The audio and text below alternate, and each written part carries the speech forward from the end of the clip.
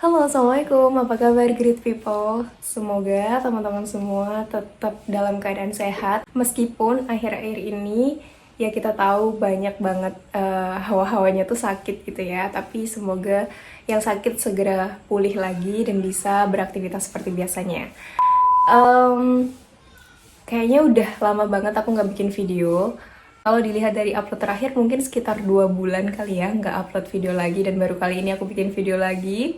Semoga nanti bisa cepat tayang juga. Well, di video kali ini aku pengen share tentang salah satu pengalaman aku di beberapa bulan yang lalu, yaitu ketika aku mencoba untuk apply dan akhirnya join LEAP atau yang kita tahu sebagai Learning Acceleration Program yang disediakan oleh Ruang Guru.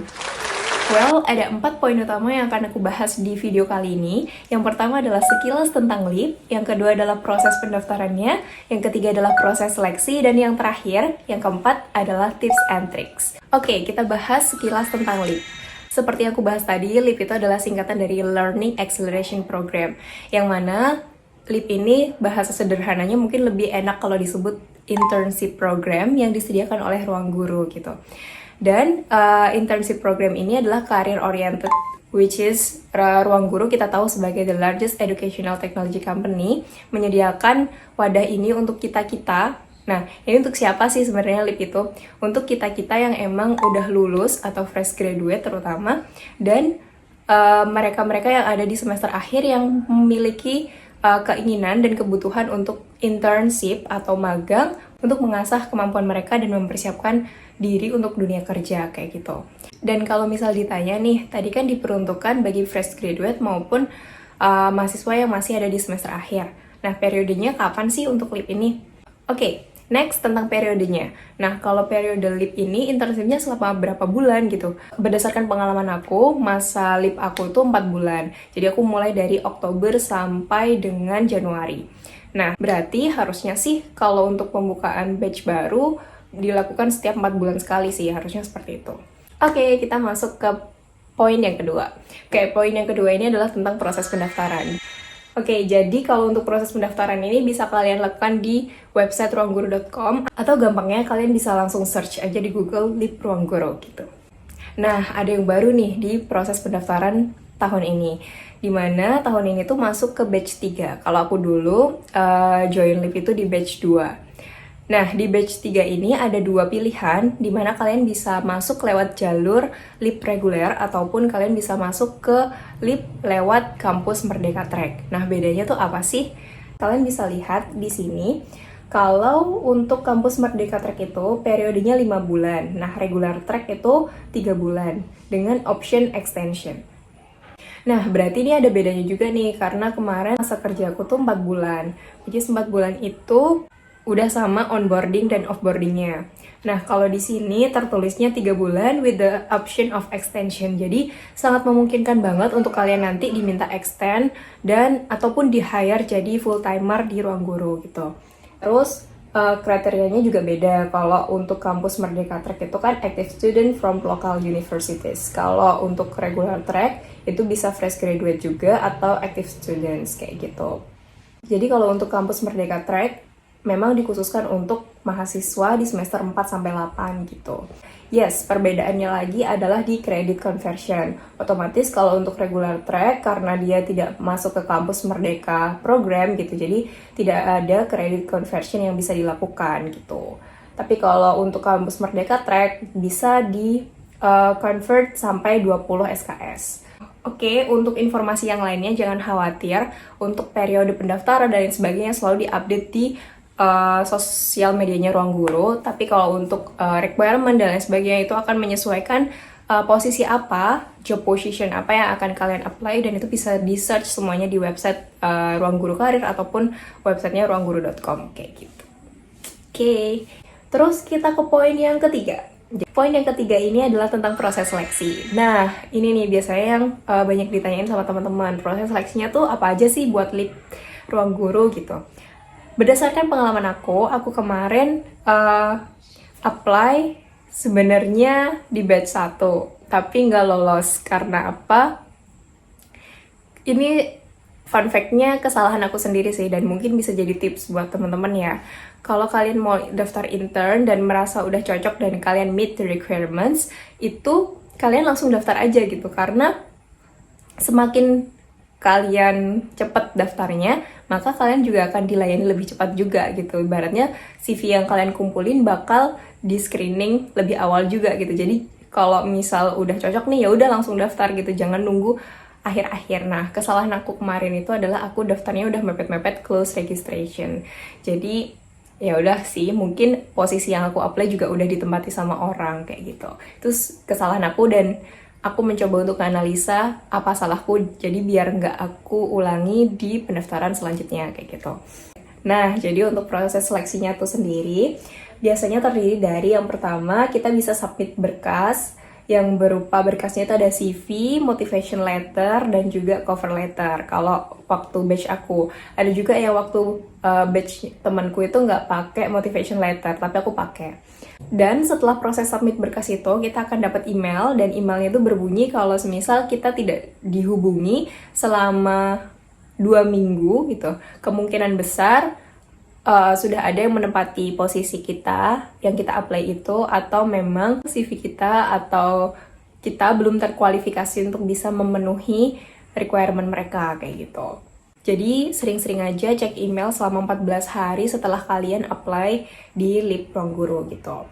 Well, setelah kita lolos screening berkas, kita akan dihadapkan dengan interview HR, yang mana ketika nanti kita lolos juga nih interview HR-nya, kita akan diarahkan untuk interview user gitu.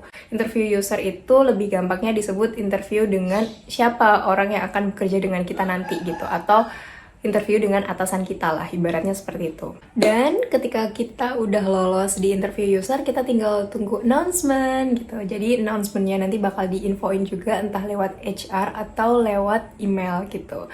Jadi kalau udah announcement dan kita memang qualified untuk menjadi LIP participant, kita nanti akan dikasih tahu infonya juga kalau kita lolos, dan kita bakal dikasih beberapa dokumen untuk offering yang isinya itu ada perjanjian kerja, kayak kontrak gitu, dan juga beberapa hal-hal lainnya yang secara detail akan menjelaskan dari kapan sampai kapan kita akan bekerja, dan juga perjanjian-perjanjian tertulis lainnya gitu.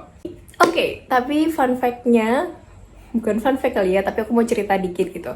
Mungkin tadi secara step itu singkat banget gitu ya. Yang pertama itu adalah submit berkas, yang kedua interview HR, yang ketiga interview user, dan yang terakhir tuh announcement gitu. Tapi ternyata yang aku alami sendiri tuh nggak sesimpel itu gitu. Mungkin setiap orang perjalanannya beda ya, tapi yang aku alami adalah yang pertama nih, aku udah gagal kan karena aku salah proses apply di batch 1, which is aku apply-nya udah mepet banget nih waktu close reg gitu. Jadi kayak kesempatanku mungkin akan lebih kecil daripada aku daftar di awal-awal gitu. Terus yang kedua adalah waktu aku daftar di batch 2 ini gitu, aku udah berusaha semaksimal mungkin untuk make my CV semenarik mungkin, se-eye-catching mungkin.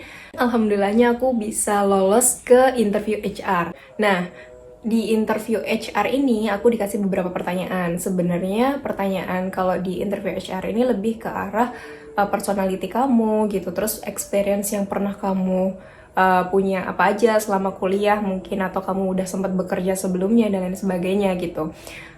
Tapi di sisi lain, sempat juga HR-nya ini nanyain ke aku, kamu selain apply di Ruang Guru, apply di perusahaan lain atau enggak gitu. Nah, di situ aku jujur, aku apply ke beberapa perusahaan yang memang waktu itu aku coba untuk daftar gitu. Tapi waktu itu nggak banyak, cuma 3 apa ya. 3 yang bener-bener aku pengen banget secara field ataupun secara job position kayak gitu. Nah, setelah aku jelasin itu, HR-nya ini nanya lagi ke aku, gimana cara kamu meyakinkan kami kalau kamu bener-bener nih memang pengen apply ke Ruang Guru gitu, karena kamu juga apply ke perusahaan lain gitu. Nah, di situ aku coba jawabnya justru dengan pengalaman aku yang buruk sebelumnya sih gitu. Kenapa aku bilang begitu? Karena waktu itu HR-nya juga pas awal-awal setelah aku perkenalan atau self introduction gitu, beliau bilang kayak, oh kamu udah pernah ya daftar di batch 1 gitu, jadi dia tuh sempet juga lihat CV aku daftar di batch 1 kan, dan sekarang tuh baru ketemu gitu loh. Aku bilang bahwa meskipun aku daftar di beberapa perusahaan yang lainnya, tapi di situ aku mencoba untuk tetap bisa masuk ke lip ruang guru gitu. Dan buktinya apa? Buktinya adalah meskipun aku gagal di batch 1, aku masih daftar lagi loh di batch 2 gitu. Which is itu bisa menunjukkan bahwa willingness aku untuk bisa gabung di lip ruang guru ini memang benar-benar tinggi kayak gitu. Dan mungkin itu salah satu juga yang mendukung akhirnya aku bisa lolos sampai user interview gitu. Nah, uniknya lagi di user interview ini dapat announcement tuh kan ya dari email kalau yay, congratulations, kamu akhirnya masuk ke step selanjutnya, yaitu user interview. Dikasih tahu tuh usernya siapa dan lain sebagainya yang bakal interview sama aku. Aku udah prepare semuanya di situ dan make sure kalau aku bismillah bakal lolos nih di batch 2 gitu. Nah, setelah itu ketemulah di hari interview user itu, berjalan lancar sampai akhir, dan banyak juga sharing-sharing di situ karena user yang menginterview aku ini backgroundnya sangat luar biasa dan beliau pinter banget sih menurut aku. Terus banyak sharing-sharing juga, ngobrol-ngobrol, dan tidak semenyeramkan itu sebenarnya, tapi kita harus bisa menjawab dan mengimbangi sesuai dengan skill dan kemampuan yang emang kita punya gitu. Nah, harusnya nih ya, setelah interview user kan announcement yang melalui email gitu. Nah, aku dapat email nih gitu kan, udah senang tulisannya ruang guru. Tapi kan 50-50 tuh peluangnya antara aku diterima sama enggak gitu. Tapi berdasarkan interview user tadi, aku tuh udah sedikit pede lah untuk aku, oh bisa nih diterima gitu.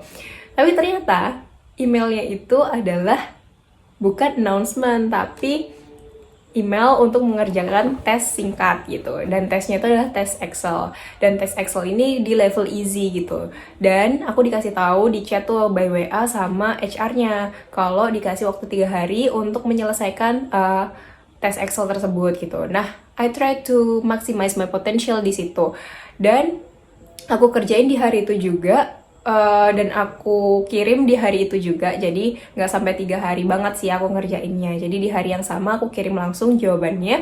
Nah, setelah aku submit jawaban aku dari tes yang pertama itu, aku dapat email lagi. Aku kira, ini udah step terakhir nih ya, karena ya udahlah, ada apa lagi gitu, tinggal announcement gitu kan.